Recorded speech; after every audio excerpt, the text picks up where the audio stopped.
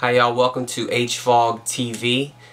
This is Warrior Wednesday, and my name is Juke from JUKWorld.com, as well as the creator of the Hip Hop Gospels at HipHopHolyBible.com, and also, of course, HolyFireOfGod.com, HFOG TV.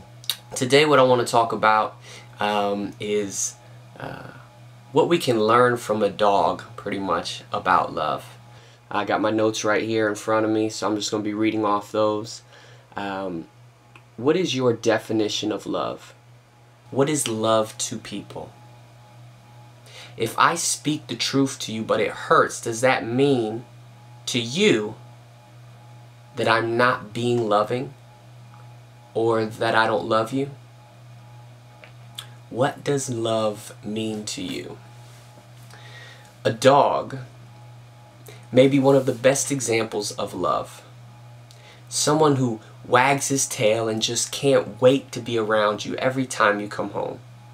Even when you strike the dog, they still seek your love or your company. The dog is not thinking about himself, except maybe to eat or go outside, but just wants to hang around you.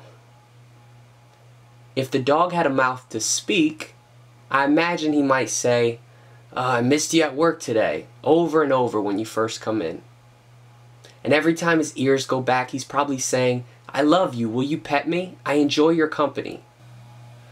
I mean, it's certainly not a perfect illustration of love, but it might be closer than the way that we often interact with one another. I think that we haven't, many of us, yet understood the concept of giving love being our answer to getting love back. We don't understand the concept of sowing and reaping, and that I'm going to get back what I first give out. For instance, when we're at home, alone, feeling depressed or apathetic, often the best thing to do is for us to get us feeling good again. Our benefit is to go out and serve someone else. Why?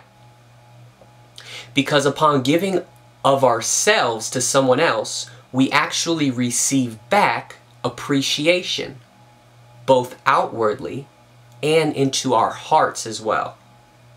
And this injection of appreciation into our hearts naturally makes us feel good about who we are and what we're all about, our purpose basically. You know, we become bored with ourselves when we're only at home all the time, thinking our thoughts, doing the things we want to do. We were not created to be satisfied with just doing the things that we want to do.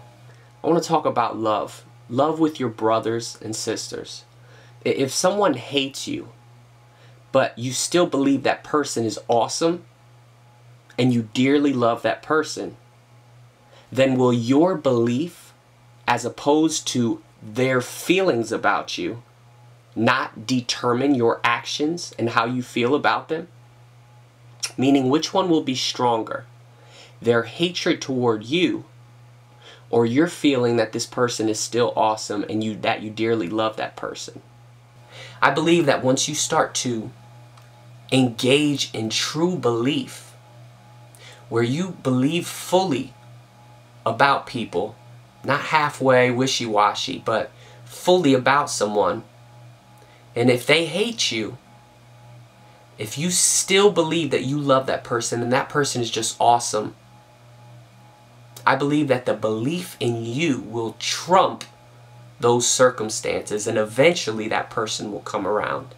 Look, is it what happens to you, or is it how you perceive what happens to you that determines how you will act, and thus the results of that act? If someone doesn't like me, I call that an incomplete situation. And that means that they have not yet been exposed to my love for them. When someone loves you, generally you love them back, right?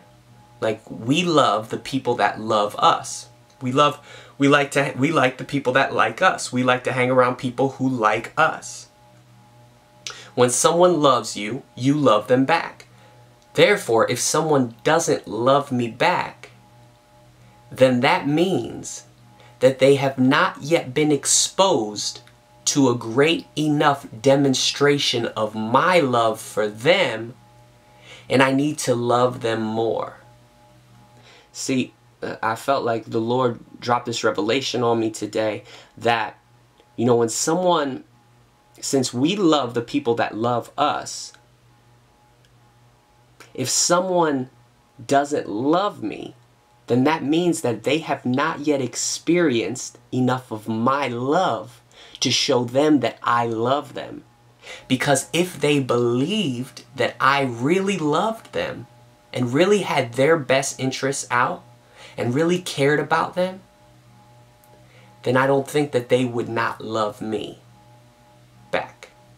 When someone loves you, you love them back. Therefore, if someone doesn't love me back, then that means they have not yet been exposed to a great enough demonstration of my love for them, and that calls me to love them more.